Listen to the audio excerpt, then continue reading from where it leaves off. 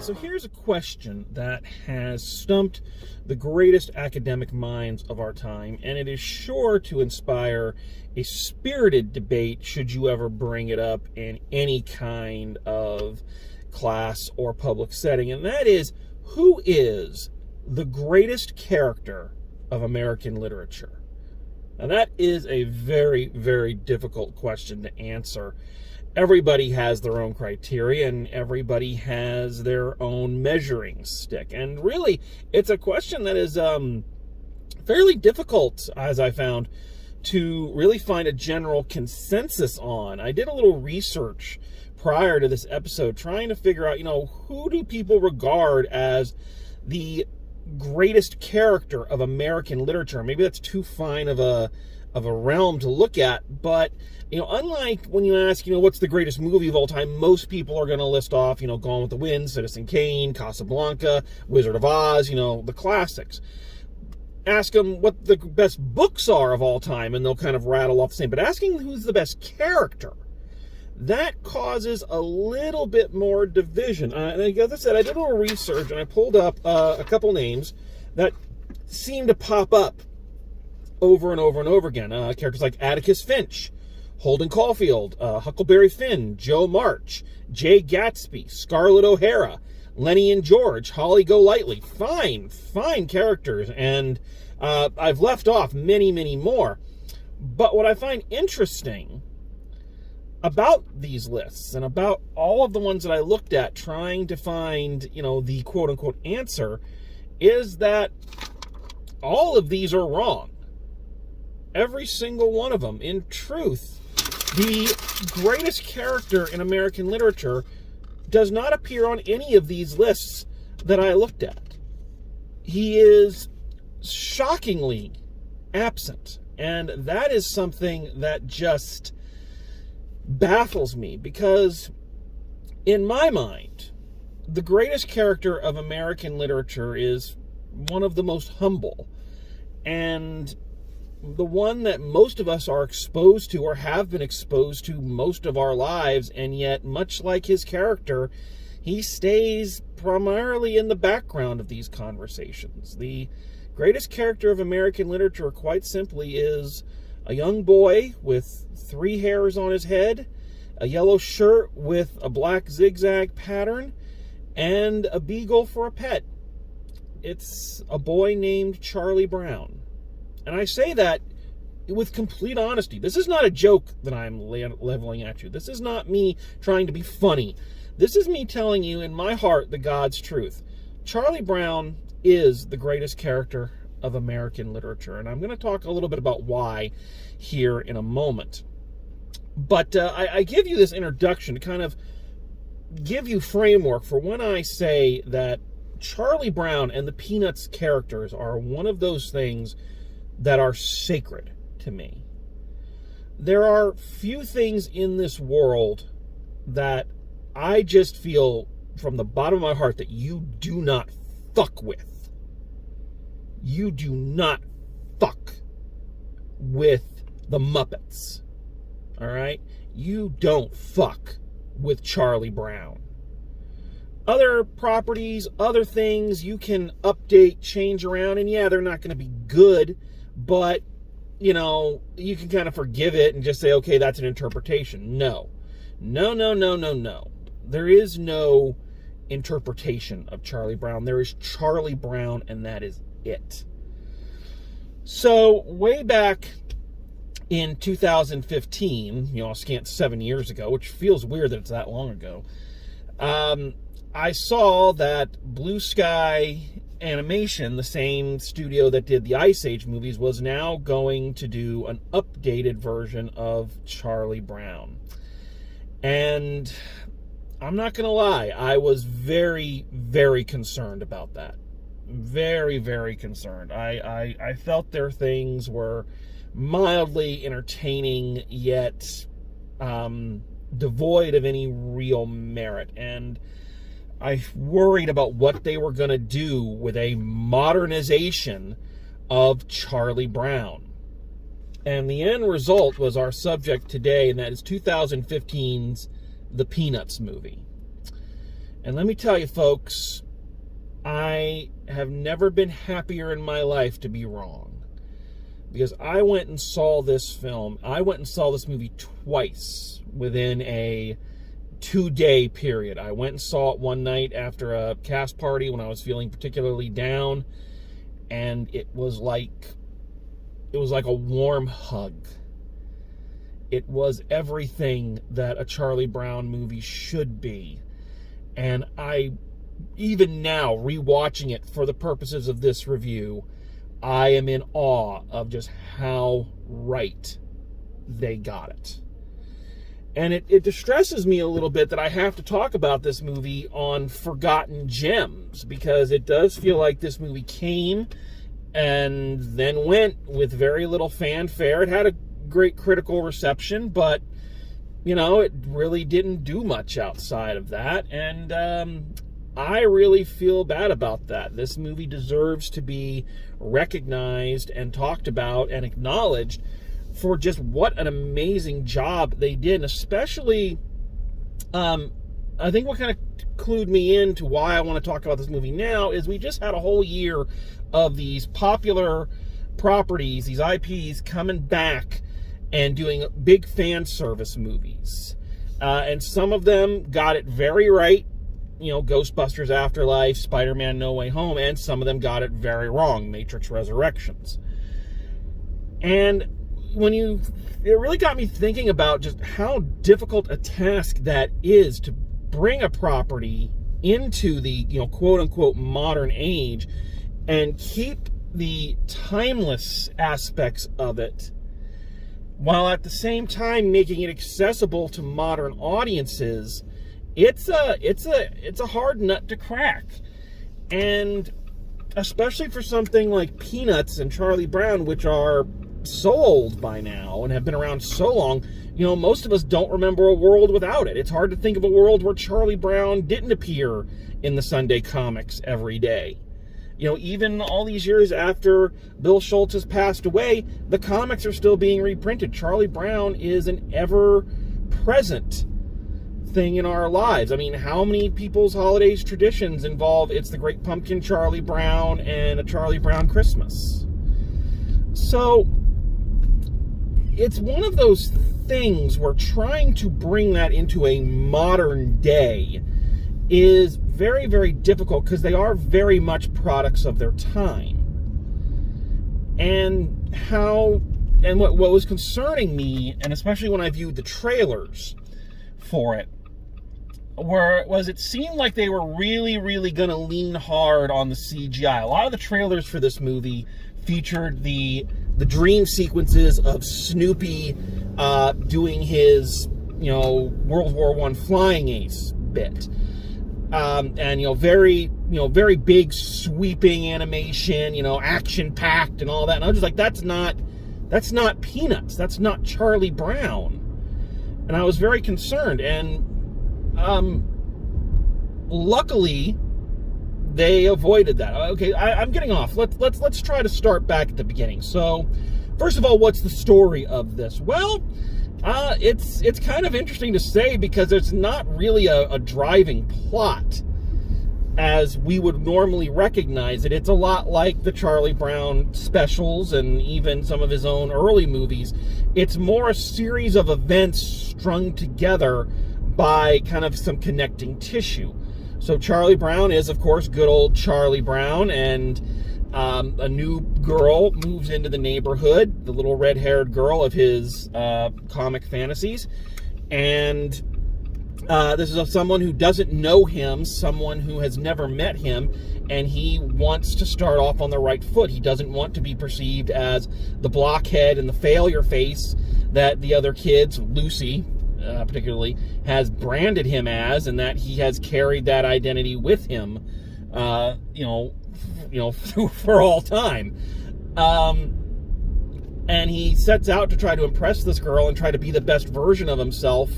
And every time he does, it just ends up backfiring on him. It ends up, just hitting him right in the face, and he ends up feeling worse than he did before. And, this is intercut, of course, with, Snoopy doing the World War I flying ace, nods and shout-outs to past animated specials and great gags from the comics. It's a cornucopia for Peanuts fans. And I think that's where the film starts off doing exactly the right thing. And this is where I was worried. But then, watching the movie and then watching the special features that go along with it, I realized just how badly I'd misjudged the filmmakers for this film before even looking at it. And that's on me. Because this was a group of people that were dedicated with love for Charlie Brown and these characters. And I think that's a key thing. People don't feel like that's necessary a lot of times.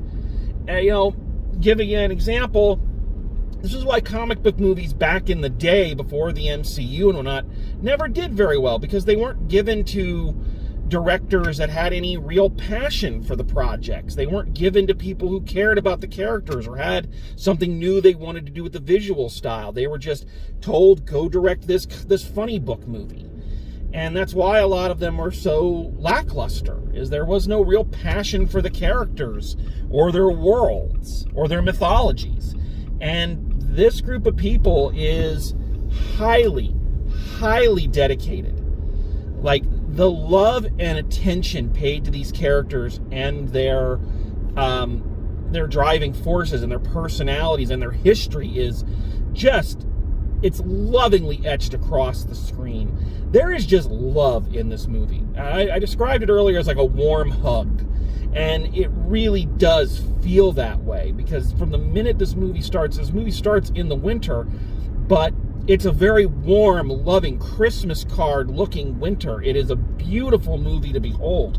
The animation is just spot on. And I was a little hesitant as well with the choice of 3D animation. I'd never seen Charlie Brown in 3D animation, and I wasn't sure about it. And what I love is it's a beautiful mixture of CG, but also with elements of the hand-drawn animation in there. The characters' eyes and eyebrows and their mouths oftentimes have that look and feel of, a hand-drawn, art style.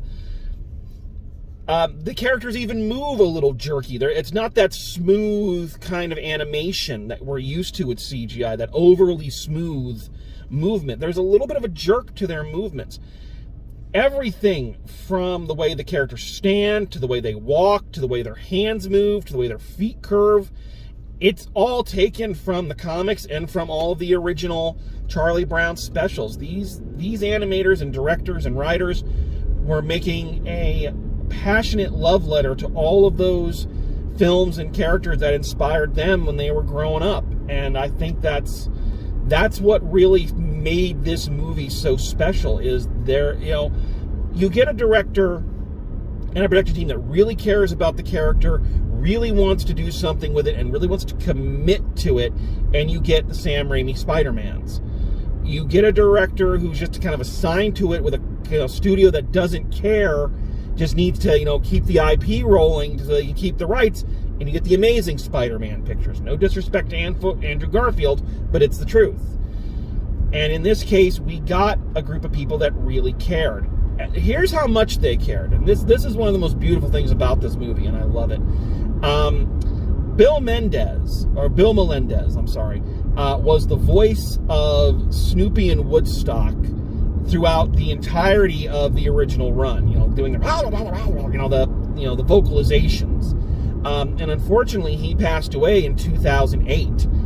But so respectful are these people of tradition and of the history of these characters that they combed through God knows how much archival footage, collected the vocalizations from all of these movies and specials, and used those as the voices of Snoopy and Woodstock. So that Bill Melendez could still be the voice of Snoopy and Woodstock. That is beautiful to me. That's beautiful. I also think it's really clever in what this film didn't do. This movie made some really smart choices in what it did, but also in what it didn't do. And this was another thing I was very worried about, is I didn't want the Peanuts gang to be modernized. I didn't want them to be updated. You know, I didn't want their fashion to change. I didn't want to see Charlie Brown playing with a smartphone. I didn't want to see, you know, Linus and Lucy making pop culture references that were going to be outdated 2 years after the film came out. You know, this is something I have a lot of problems with a lot of animated films, is I feel they're trying so hard to be now and hip and timeless that they forget to be good and, you know, I'm sorry, they try to be modern and they forget to be timeless. Sorry, jabbled my words there. And this film showed amazing restraint. This film is an anachronism. And it's a difficult to explain one, because it is a film that is thoroughly not set in the modern day. Just the technology, they still, you know, typewriters and phones with cords on them. How many kids even know what a phone with a cord looks like anymore? Again, there's no, aside for some soundtrack elements, there's nothing really modern about this. The score is still the old jazz favorites that have always accompanied the Peanuts films. But you get some Meghan Trainor in there with the title song, and you get some other modern artists that feel like they blend in. The film is timeless and yet strangely contemporary, and I don't know how they pulled that off. The characters feel like themselves. Again, they're not spouting pop culture references or making references to Instagram or TikTok. Well, TikTok wasn't around at the time, you know, or any of that. And yet they still feel like contemporary kids in the way they talk. It's an amazing balancing act, and I applaud them for it, because I have no idea how they did it. I also I do feel like they made the right choice in including, one of the things about this movie that is very contemporary is it is a little bit more slapsticky than the Peanuts gang usually are. There's always been elements of slapstick in the Peanuts cartoon. You know, Charlie Brown getting hit by the baseball and all his clothes flying off. You know, the series where Linus is trying to sled down the hill in a cardboard box. There's always been some slapstick elements to the Peanuts, you know, comedy. You know, Charlie Brown trying to kick the football being a prime example. But this is a bit more slapstick. It's a bit more high-paced than normal. And I think that's actually a good choice, because you have to modernize a little bit. You've got to make it accessible to a modern audience. And one thing I will say about some of the older Peanuts specials is that they are very contemplative. There's not the humor is in the gestures and in the dialogue, and the meaning is right there of what is going on and what the characters are going through. You know, something like Pixar, and this is not a knock at Pixar, Pixar is able to slip in its deeper meanings and its audience connection by using the marketability of its characters and the very Disney-esque nature of them, putting that out front, letting the slapstick take the lead, and then, you know, having the deeper emotion there once you get into the theater. Peanuts films have always been much more, I don't want to say somber, but much quieter. You know, A Boy Named Charlie Brown specifically is what I kind of think of. But even ones like, you know, Snoopy Come Home are still, they're very emotion driven, and they don't have a lot of set pieces. And this one, and that was good for them. I think it set them apart from other things, but I think you do have to reach a modern audience, and I think adding those slapstick, you know, things in there was a smart choice. I love the dream sequences. The thing I thought I was going to hate from the trailers, I love the dream sequences of Snoopy having his World War I flying ace fantasy, chasing after the Red Baron. You know, because that's a big part of the comics is, you know, Snoopy's active imagination.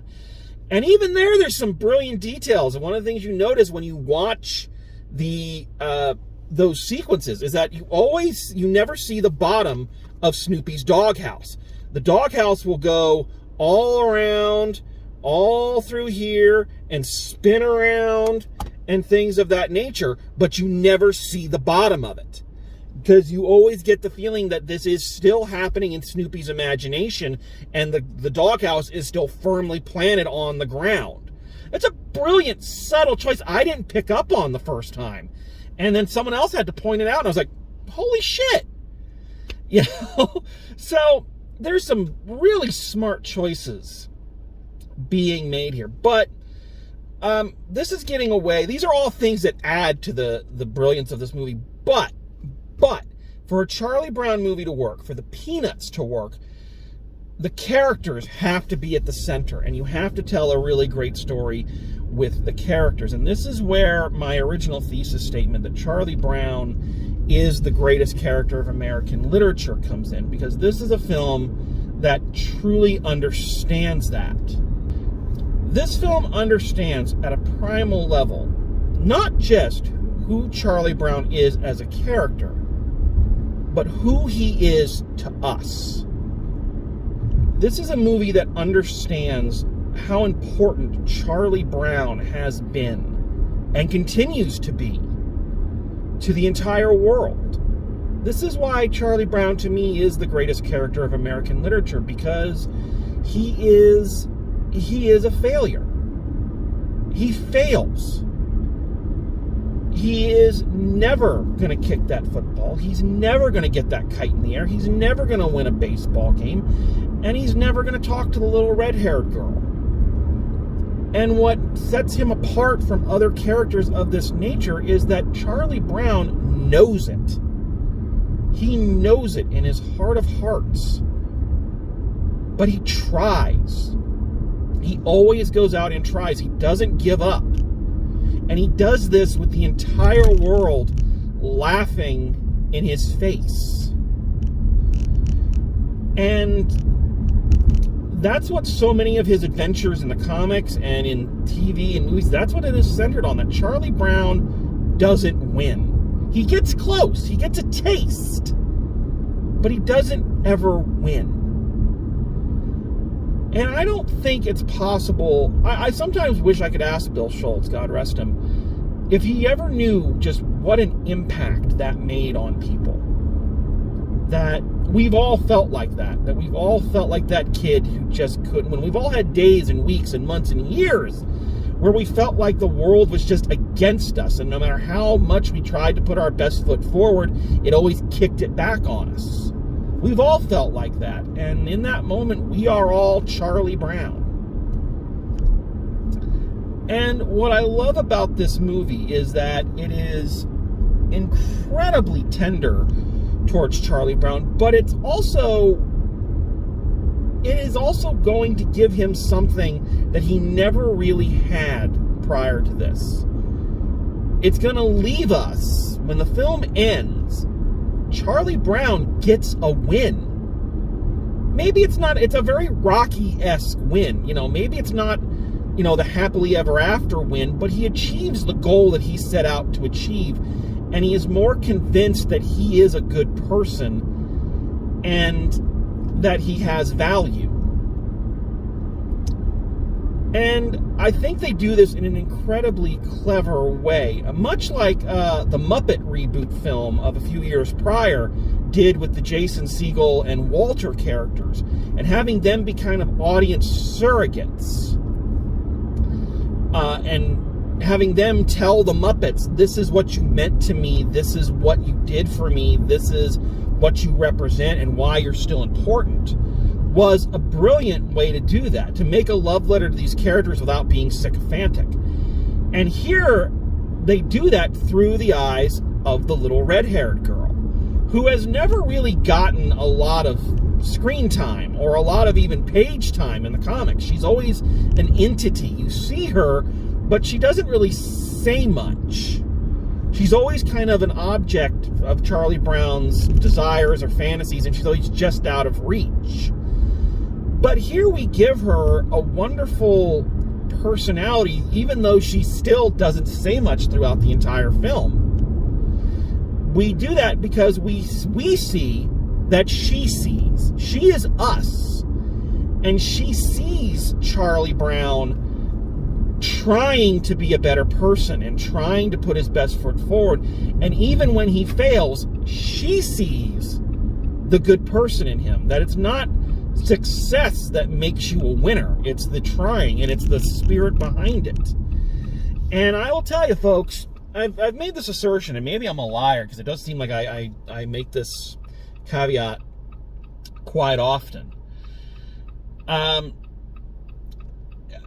don't cry at films that people expect me to cry at. Now, the most popular one of this series has been Heart and Souls, where I talk about, how much I cry at that movie. So, maybe I think I'm actually a liar. But there are certain things that get me to well up, and there are certain moments that get me to well up. And I will tell you, it happened in the movie theater when I saw this movie, and it's happened every time I've watched it since. At the end of the movie, and I don't think this is spoiler territory, so I'm not concerned about that, when the little red-haired girl tells Charlie Brown that she likes him for his bravery, she likes him for his compassion, she likes him for how sweet he is, that's not just her telling Charlie Brown that. That is us. That is everybody who has ever loved these characters. That is everybody who has ever watched A Charlie Brown Christmas, or has watched A Boy Named Charlie Brown, or anybody who's ever read one of the comics and just felt such empathy for this character. That's us telling him how much we love him and what he's done for us. Charlie Brown has always brought out the best in people. That's one of his gifts, is that we are better for having known Charlie Brown. A great example of this, if you go back to when It's the Great Pumpkin Charlie Brown first premiered, and one of the continual gags in that is that going trick-or-treating, all Charlie Brown gets is rocks. That's all. I mean, first of all, what kind of asshole adult is out there handing out rocks to kids? What a bastard. And people thought Rowdy Roddy Piper handing out cigarettes to kids was terrible. This guy giving them rocks. What a bunch of bitches. Pardon me. Anyway, but when that first aired, children were so upset by that they mailed Charles Schultz, I kept calling him Bill Schultz earlier, and I'm sorry about that, Charles Schultz candy, their own Halloween candy, to give to Charlie Brown.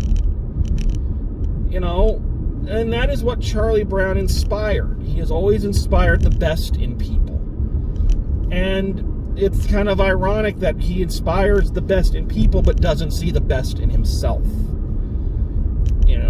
And when you look at this movie and you look at the Peanuts lore, it turns out that people really do like Charlie Brown. It's only Lucy and her little gang of mean girls that are constantly putting him down, and I think they constantly do that because they know he's a better person than they are.